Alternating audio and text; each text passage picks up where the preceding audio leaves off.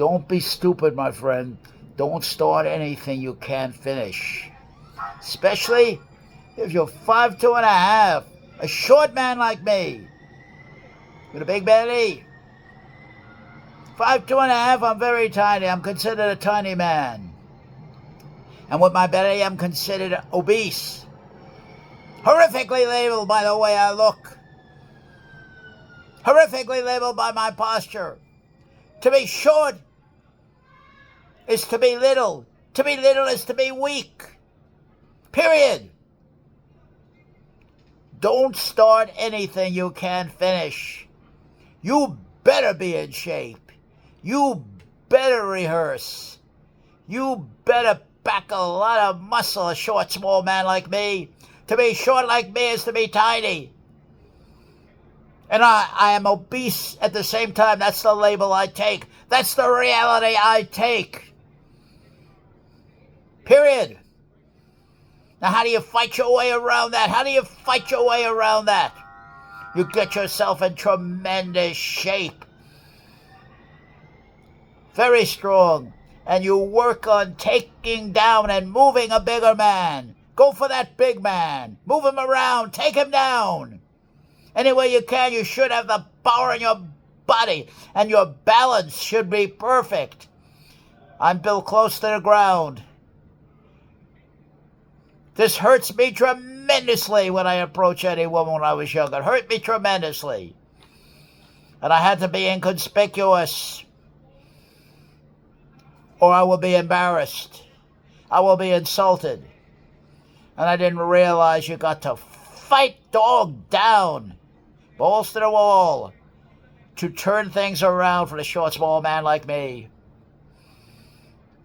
To turn back the insults and make my bully, who's generally a bigger man, but it could be a short man like you, could be a woman, could be anybody, and jam those words, those insults right down the bully's throat and make him eat it. I have the will to do it, but not the power in my body. I have the words to do it, but not the power in my body. That's why I'm talking to you younger guys. I'm 80 years old. I'm on my way out.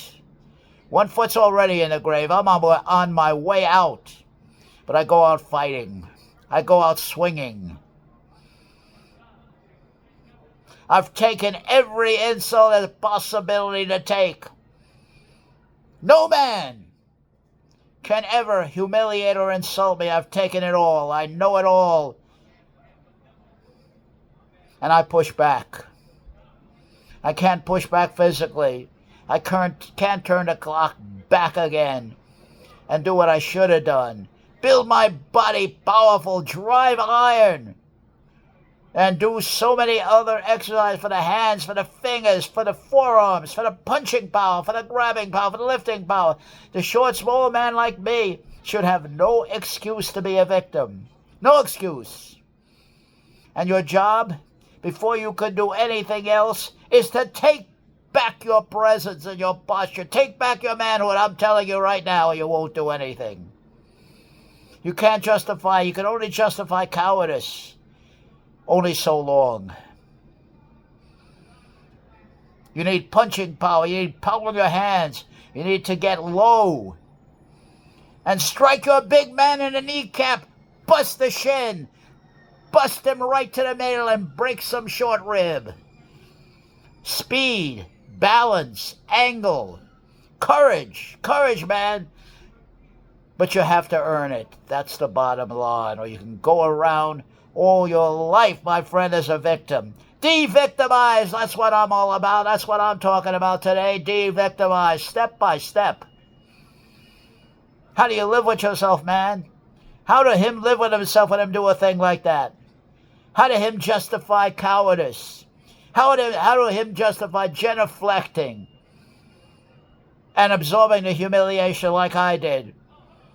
And make it a way of life, force of habit, like I did. I always thought, what if he'll hit me? What if he'll hit me if I fight? What if he'll hit me? I'm too small, I'm too weak, I'm too puny, and I was. I was pukey and I was puny. And I absorbed that.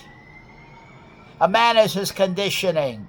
A man is his engrams. The engrams are the emotional conditioners, L. Ron Hubbard, that keep on, that when they're reactivated, they are almost like a hypnotic suggestion, a very powerful hypnotic suggestion, unless you train your way out of it deliberately, unless the unnatural becomes the natural. You know how to fall, you know how to fight, you know, have punching power, destructive punching power,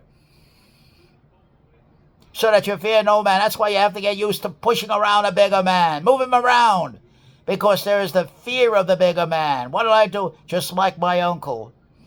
My uncle said, what'll I do? Well, if he'll hit me.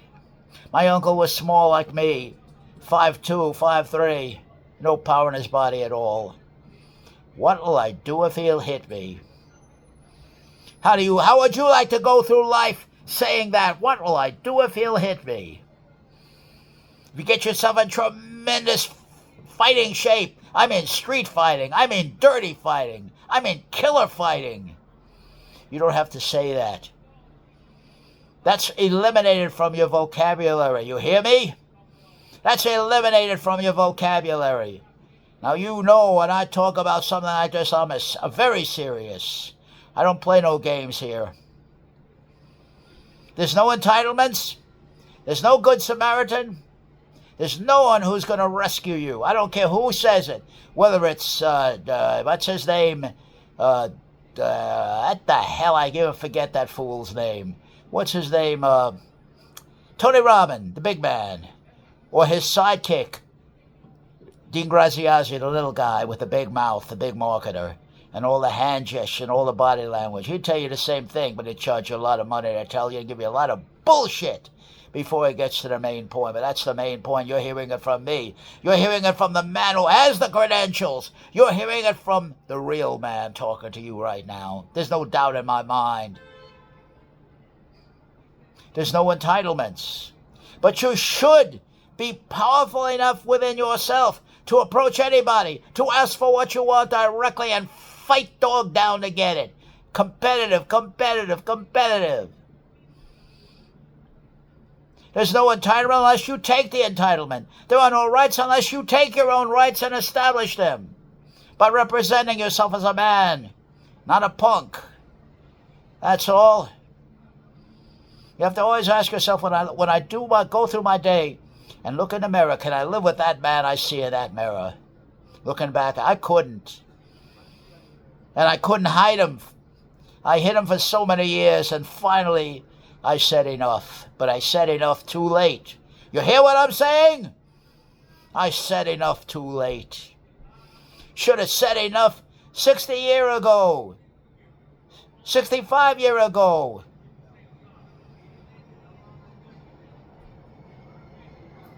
I ran away from competition. I felt bad about myself. In any social situation, I became small, tinier than I am, and inconspicuous. That was my policy. That's what I did. I had rabbit in me. You hear what I'm telling you? I had rabbit in me. I cut and ran, cut and hid.